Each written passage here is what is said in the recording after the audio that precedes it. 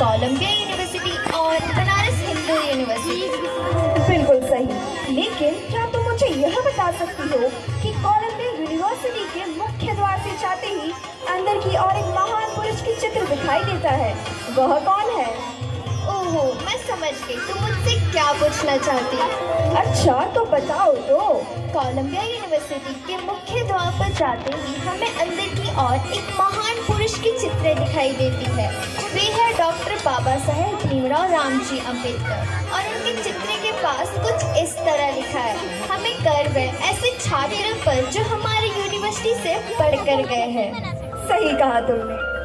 नमस्कार आप सभी दर्शकों का टीवी परिवार की ओर से हार्दिक अभिनंदन। आज हम स्वतंत्र भारत की एक लघु नाटिका प्रस्तुत करने जा रहे हैं। यह कहानी है एक ऐसे युग पुरुष की जिसने समाज में फैली भेदभाव की पीढ़ियों को तोड़कर भारत के भविष्य की नींव रखी। ये कहानी है एक बच्चे की जो प्यासा था लेकिन उसे पानी नहीं मिला। यह कहानी है एक ऐसे लघु मानव की जो अपने प्रयत्नों के आधार पर महामानव बन पाया। ये कहानी है उस महापुरुष की जिसने भारत को उसका सबसे महत्वपूर्ण दस्तावेज संविधान दिया। यह लघु नाटक डॉक्टर भीमराव अम्बेडकर के संघर्षमय जीवन पर आधारित है। प्रथम दृश्य बचपन का संघर्ष। स्थान गांव का एक स्कूल। वर्ष 1895। बच्चे बैठकर पढ़ाई कर रहे हैं लेकिन भीमराव अलग कोने में बैठे हैं।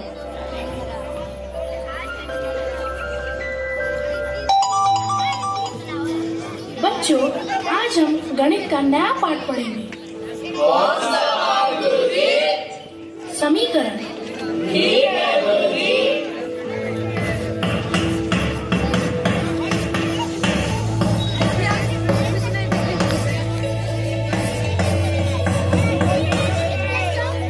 दिनेश चौबे, तुम इस प्रश्न का उत्तर दो। ये उत्तर नहीं निकल रहा है। श्रीधर, तुमने इस प्रश्न का उत्तर निकाल लिया क्या? गुरुजी मैं नहीं निकला है गुरुजी। रवि, तुम बताओ। उत्तर नहीं निकल रहा है गुरुजी। ठीक है भीमराव, तुम ही इस प्रश्न का उत्तर दो। जी गुरुजी, उत्तर है 24। तुम्हारा उत्तर तो सही है। उत्तर दिखाओ, तुमने कैसे निकाला है? सावधानी से, कोई ऊंची जाति का बच्चा तुम्हारा स्पर्श न कर ले। ये देखिए गुरुजी। स्लेट तू ही पकड़ेगा। ठीक है, जा बैठ जा। धन्यवाद गुरुजी। तो बच्चों, आज हमने पढ़ा समीकरण। आज घर जाकर सब इसका अभ्यास करेंगे। ठीक है गुरुजी।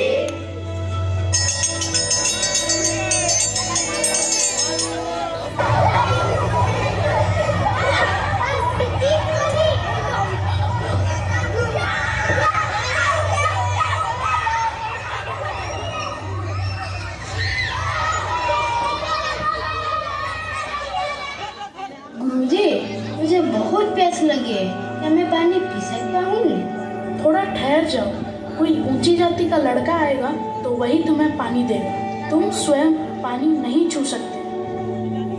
श्रीधर, जरा इसे पानी पिला दो। गुरुजी, मैं इस अछूत को पानी नहीं पिला सकता, कृपया क्षमा करें।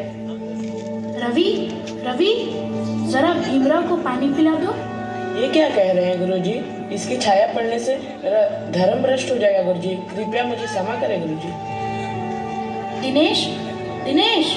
दिनेश, जरा इसे पानी पिला दो। मैं इस अछूत को पानी नहीं पिला सकता। मेरे घर वाले मुझे घर में घुसने नहीं देंगे। क्षमा करें गुरुजी, मुझसे ये पाप नहीं होगा। गुरुजी, पानी।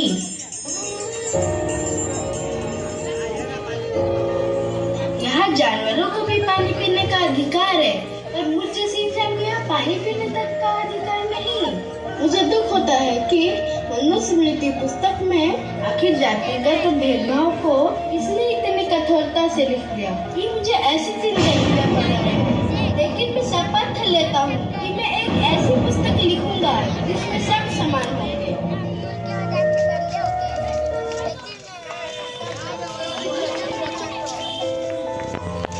बचपन से ही भीमराव ने समाज में भेदभाव देखा था। ये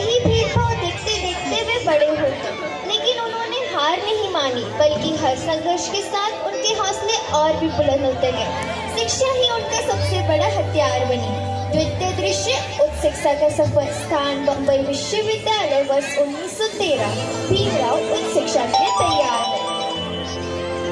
बेटा, हमें गर्व है कि तुम विदेश जाकर पढ़ाई करोगे, लेकिन याद रखना अपनी भारतीयता और अपनी संस्कृति को कभी नहीं भूलना, और न ही हमारे लोगों को। सबको तुमसे बहुत आशाएं हैं। जी पिताजी, मैं अपने समाज के लिए कुछ बड़ा करना चाहता हूँ। देखो बेटा, हम सबको तुम्हारी बहुत चिंता है। अपना ख्याल रखना बेटा। हाँ माँ, और तुम भी अपना ख्याल रखना।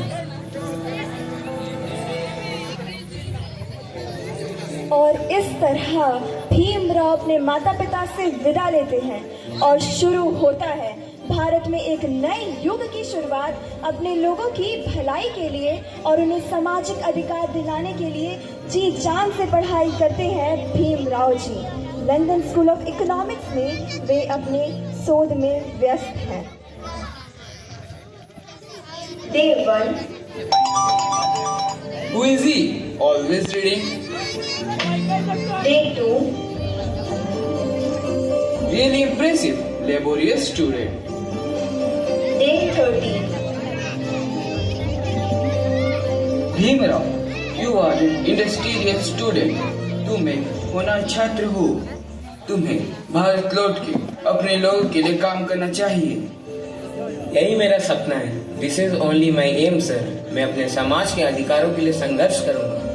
भारत में फैले जात पात के विषैले जड़ों को मैं उखाड़ फेंकूंगा। All the best.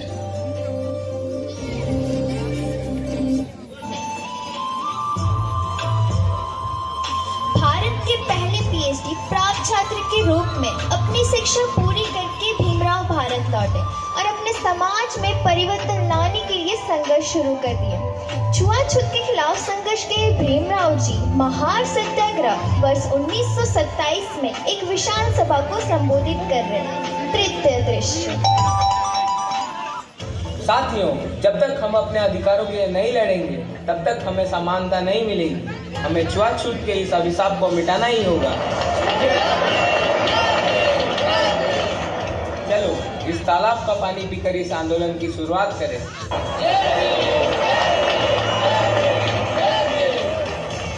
तुम सब ठहर जाओ। तुम नीची जाति के लोग हो, तुम्हें कोई अधिकार नहीं है।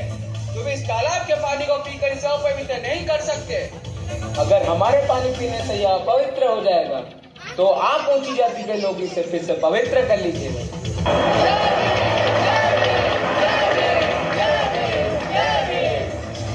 याद रखो, सामाजिक प्रथा को तुम तोड़ नहीं सकते। यह तुम्हारा अधिकार है ही नहीं। यह हमारा अधिकार है और यह अधिकार हमें संविधान देगा। हमें यह अधिकार कानून देगा और हम इसे लेकर ही रहेंगे।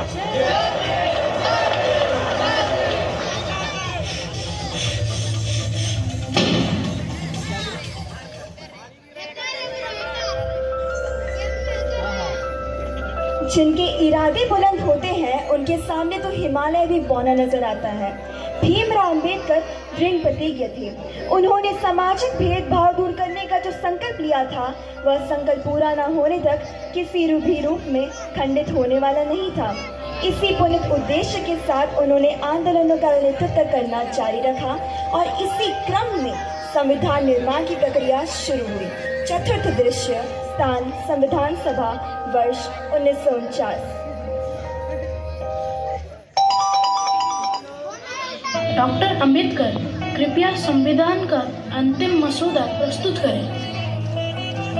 यह संविधान भारत के हर नागरिक को समान अधिकार देता है। यह जाति, धर्म, लिंग के आधार पर किसी भी प्रकार के भेदभाव को समाप्त करेगा। साथ ही साथ अनुसूचित जाति तथा अनुसूचित जनजाति के लिए आरक्षण का भी प्रावधान है। इस तरह से समाज के पिछड़े वर्गों को भी मुख्य धारा में लाया जा सकेगा।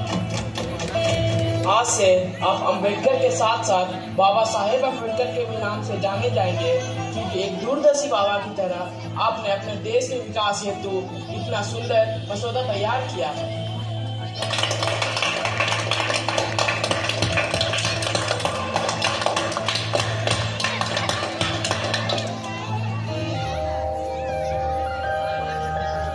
और इस तरह 26 जनवरी 1950 को भारत का संविधान लागू हुआ और भारत एक लोकतांत्रिक गणराज्य बना।